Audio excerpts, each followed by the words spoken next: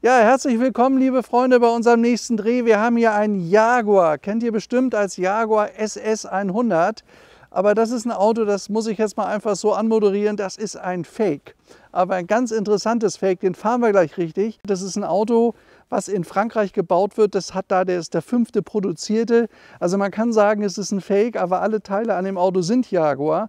Und der Großvater von ihm ist ein originaler SS 100 gewesen. Die hat es gegeben mit 2,5 Liter Maschine oder nachher mit 3,5 Liter Maschine. Solche Autos kosten heute zwischen 450.000 und 700.000 Euro. Und das Tolle ist, der hier ist sehr viel moderner. Die Autos sind berühmt in Frankreich. Das ist die Nummer 5.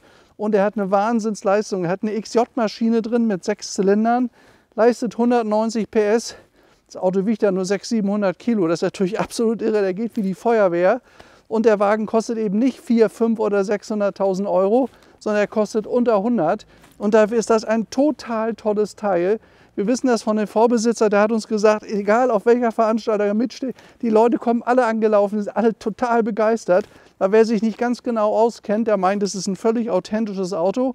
Und was ich interessant finde, der Rahmen dieses Autos ist kein Fake. Das ist ein Jaguar XK 150 OTS-Rahmen. Also wir sind gebaut worden, Baujahr 59, Baujahr 60. OTS heißt Open Two-Seater, offener Roadster, den Rahmen hat er und hat auch eine Jaguar-Maschine. Und wie der Wagen geht, das zeigen wir euch jetzt mal. Also, auf geht's.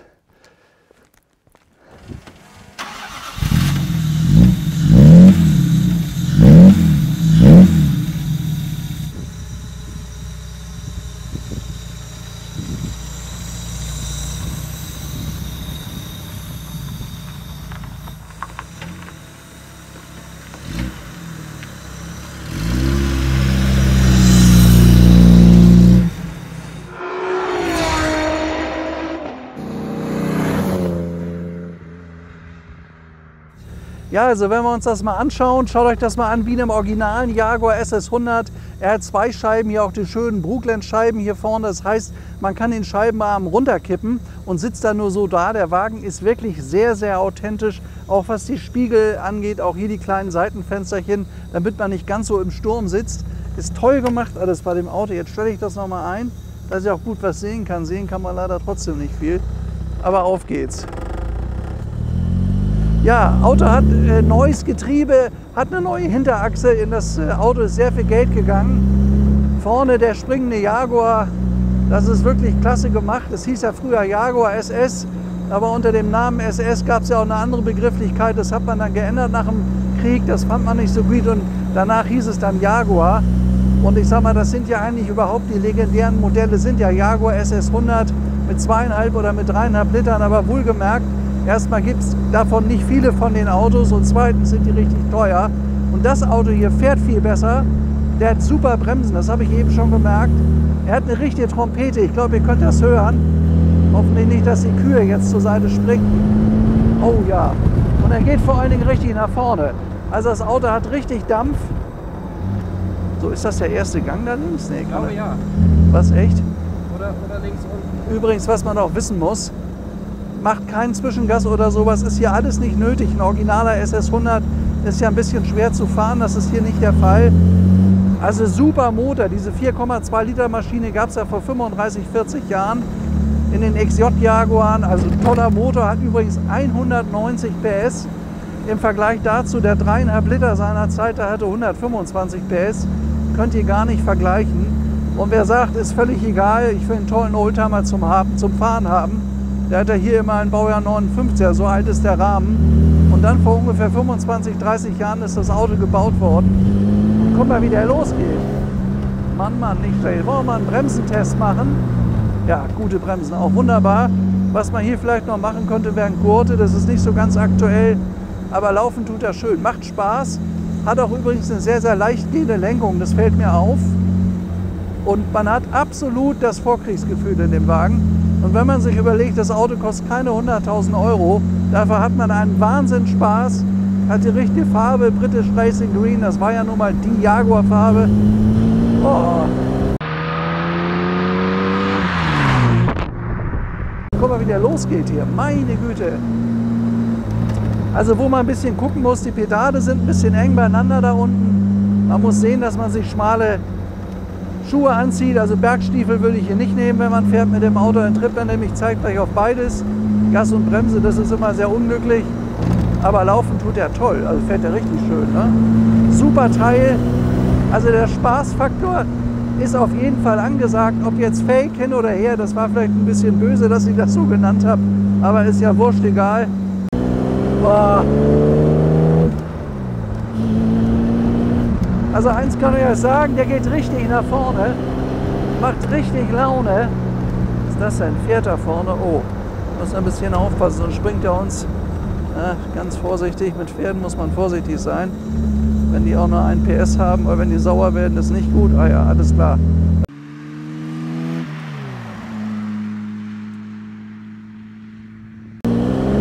Aber er hat ja Power, also das ist ja Wahnsinn. Uah. Macht einen Höllenspaß, er schaltet sich auch gut. Er hat ein einigermaßen modernes Getriebe. Die Technik ist so 30, 40 Jahre alt, aber tipptopp in Ordnung. Aber das könnt ihr mit der Vorkriegstechnik überhaupt nicht vergleichen. Ist alles modern zu fahren. Er läuft super. Rechtslenkung, gewöhnt euch auch schon. Das ist halt ein Engländer, die haben nun mal Rechtslenkung. Aber laufen tut er wie die Feuerwehr. Und für so einen schönen Oldtimer, guck mal, diese tolle, lange, geriffelte Schnauze vorne mit den Kühlrippen, die Doppellampen rechts und links, die Kotflügel. Also ein wunderschönes Auto.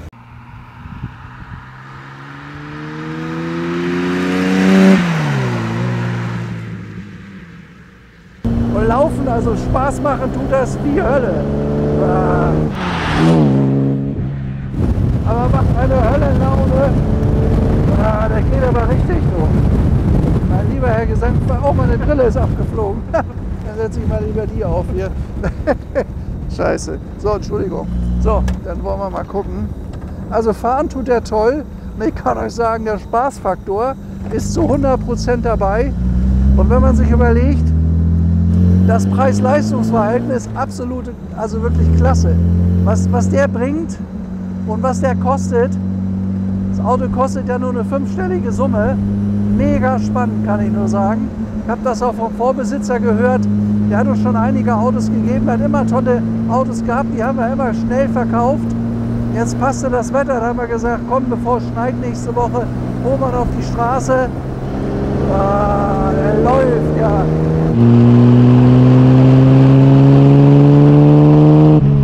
Boah, der rauscht richtig. Ich weiß bloß nicht, wie das mit dem Getriebe, wo der noch im Gang ist. Noch weiter rüber. Rechts? Nee. Ja, jetzt.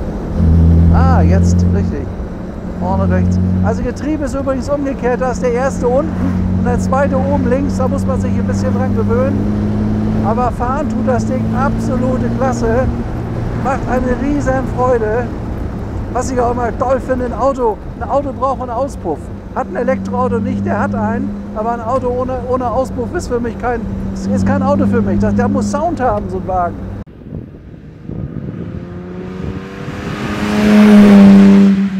Da kommt doch das richtige Kribbeln erst raus. Und das ist auch das, was Spaß macht. Man tritt drauf und man merkt das. Also finde ich, muss so bleiben. Und ich sage euch was, das wird auch so bleiben. Irgendwas werden sie erfinden, dass es einen sauberen Kraftstoff gibt oder weiß der Teufel was. Oder Wasserstoff, das wird sich regeln. Aber die Faszination mit so einem Auto zu fahren, kriege ich leider einen Gang nicht rein. Nee. Also da muss ich noch lernen. Wie der 4. Gang reingeht, weiß ich noch nicht, aber das habe ich gleich raus. Aber laufen tut er klasse. Vor allen Dingen hat er richtig Kraft, wohlgemerkt. 190 PS, bewegen hier deutlich unter 1 Tonne. Und das ist schon eine Ansage. Also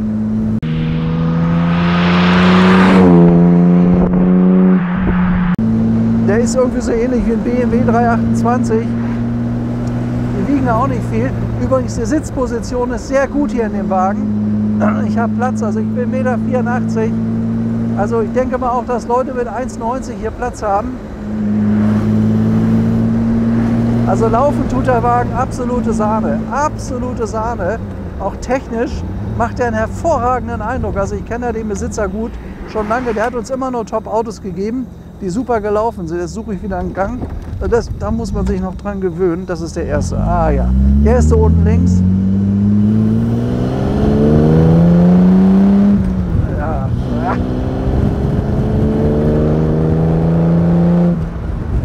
Ja, gute Motoren konnte Jaguar schon immer bauen. Und vor allen Dingen in so einem kleinen, leichten Flitzer hier, der entwickelt ja echte Power. Also steht in meinem Skript, dass er über 200 Sachen läuft, obwohl ehrlich gesagt, das würde ich mich wahrscheinlich jetzt nicht ganz trauen. Aber ich meine, 160, 170 kann man immer fahren mit dem Auto. Und er hat eine sehr leichtgängige Lenkung, das fällt mir auf, die auch sehr, sehr präzise ist. Einziger Nachteil, riesen Wendekreis. Warum, weiß ich nicht, aber ist auch egal. Wenn ich das weiß, kann ich mich ja darauf einstellen. Aber laufen, erste Klasse, erste Klasse. Tolles Teil. Ja, wieder rührt. Geiler Sechszylinder-Sound. Sehr, sehr schön. Also Auto vermittelt mir ein ganz, ganz sicheres und gutes Gefühl, muss ich sagen. Hat eine ziemlich gute Stabilität. Mit dem Wind ist das gar nicht so schlimm. Ja, die Lust haben, können auch ein Dach drauf machen, aber für richtige Oldtimer-Fahrer ist das nichts mit Dach. Ah, toll, wie er hier absaust, was? Ah, der macht richtig Spaß, der Wagen. Jetzt fahren wir mal auf die Wiese hier vorn. Servus. Ah, immer freundlich, nette Leute, was ein Glück. So, dann wollen wir mal hier hochfahren. Ja, der hat ein bisschen Wendekreis, ist ja egal. Komm. Kleines Hebelchen, da kann man herrlich aussteigen.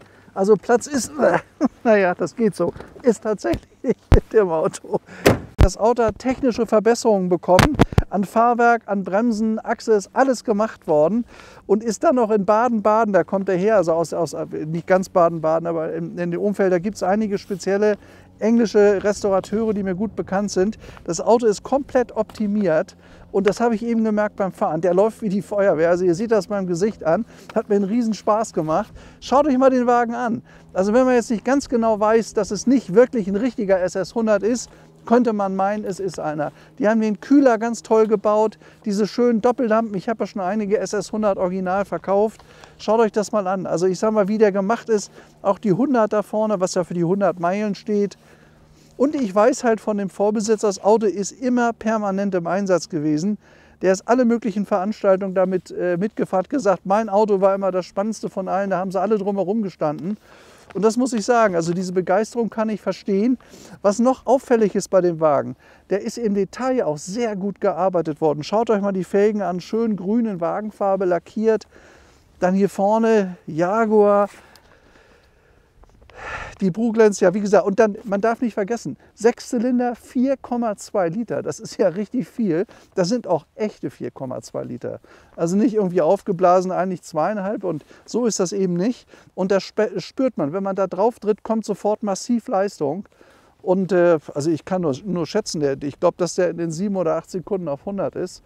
Das merkt man, das drückt einen richtig hinten rein. Auch von hinten diese richtig schönen englischen Lämpchen hier hinten drauf. Die teuren Reifen drauf. Also es ist an dem Auto alles gemacht worden, da ist nicht gespart worden. Hier ist übrigens der Tank hier hinten. Ich denke mal, das wird irgendwo ein 70-Liter-Tank sein. Also wenn man so ein Auto bauen würde, wäre das deutlich teurer als das, was er jetzt hier bei uns kostet. Und der ist technisch in einem wirklich tollen Zustand. Instrumente sind alle richtig, also es ist richtig ein tolles Auto. Schaut euch übrigens mal vorne die Kühlerfigur an. Finde ich total gut. Guck mal, toll gemacht. Das ist der Jaguar, also echt schön gemacht, auch aufs Detail geachtet. Hier original mit Jaguar-Logo vorne drauf. Und es ist alles nicht so ganz neu. Ihr seht hier so ein bisschen verkratzt, so finde ich eigentlich toll. Das Auto hat Charme. Ich meine, wenn ihr euch heute irgendeine Replika kauft, gibt es ja vom Bentley zum Beispiel Racing Green. Da könnt ihr 2 Jahre warten, bis ihr so ein Auto bekommt. Das kostet 400.000 € und da ist alles neu. Der hier kommt richtig authentisch rüber und ist schon über Jahrzehnte einsatzerprobt. Ja, wollen wir Haube aufmachen? So, dann mache ich mal für euch die Haube auf. Wo sieht es besser aus? Hier oder drüben? Hier sind die Vergaser. Hier vorne? Achso, jetzt nicht, dass ich mir hier irgendwie was wehtue, weil es heiß ist. Ja, das ist ja hier wieder... Nee. War das eine gute Idee jetzt hier?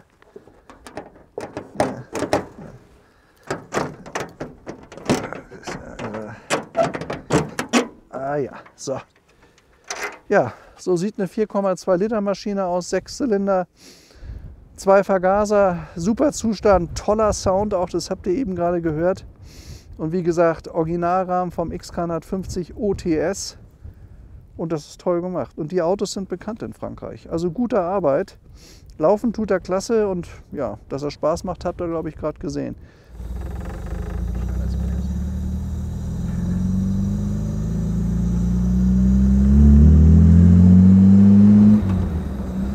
Ja, hier vorne noch kurz was zu den Instrumenten. Hier ist der Drehzahlmesser. Also mehr als 4000 braucht man auf keinen Fall zu drehen. Und das ist natürlich ein englischer Meilentacho, Miles per Hour 140.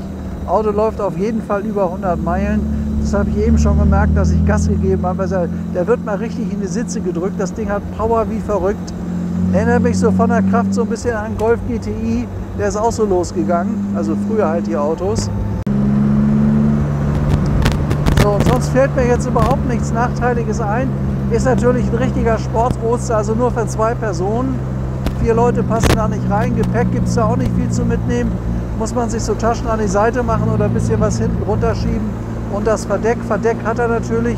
Haben wir jetzt aber geschlossen, weil so ein Auto macht mit Verdeck keinen Spaß, es sei denn, es regnet.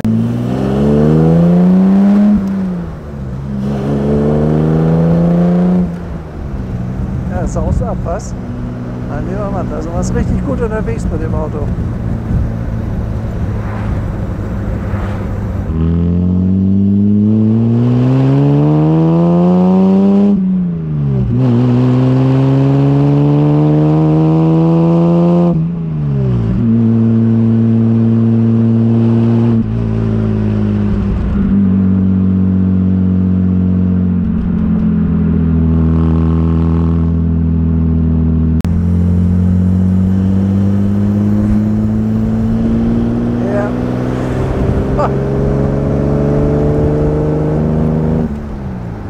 Das denn hier? Ist das der 4.? Nee. Das weiß ich jetzt. Ach nee, das verstehe ich nicht. Mit der Schalterei komme ich nicht klar. Ich weiß immer noch nicht genau, welcher Gang hier was ist. Aber es ist egal, in welchem Gang ich fahre, der hat immer Dampf, der muss ein tolles Drehmoment haben. Aber gut, 4,2 Liter auf 6 Zylinder verteilt ist eine ganze Menge. Und das spürt man. Er zieht richtig los. Und die Bremsen sind gut, finde ich ganz wichtig. Also wenn man da drauf tritt, der fährt nicht sonst wohin und da kommt auch sofort was. Tolles Gerät. Brille habe ich noch. Ja, wie ist denn das eigentlich? Ist das der 3.? Da der 1.? Nee, aber da habe ich irgendwo anders, ist der 4., ne? Das habe ich noch nicht ganz auf der Reihe, aber gut, okay. Man braucht immer, bis man sich an so einen Wagen gewöhnt hat, ich sag mal so 4 Wochen. Dann weiß man alles ganz genau.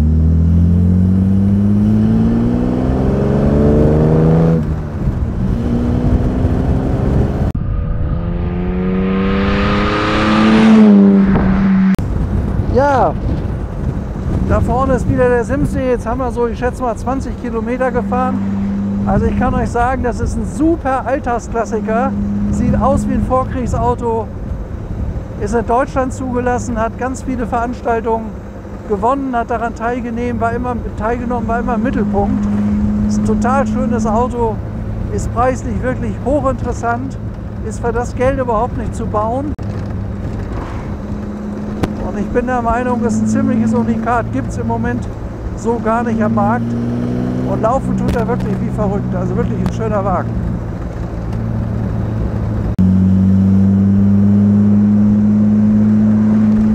So, nochmal gucken, guck mal, der rauscht hier auch richtig die Berge hoch, was der für ein Power macht.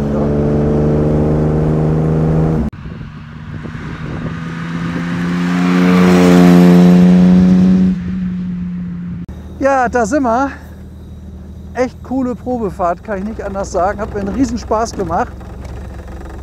Da sind wir wieder. Ja, vielen Dank, dass ihr mitgefahren seid. Ich hoffe, es hat euch Spaß gemacht. Bis zum nächsten Mal. Die nächsten Autos kommen. Wir kriegen die Woche allein 7 tolle Autos. Wir müssen noch einiges filmen. Ich wünsche alles Gute. Bis zum nächsten Mal. Ich freue mich auf euch und ciao.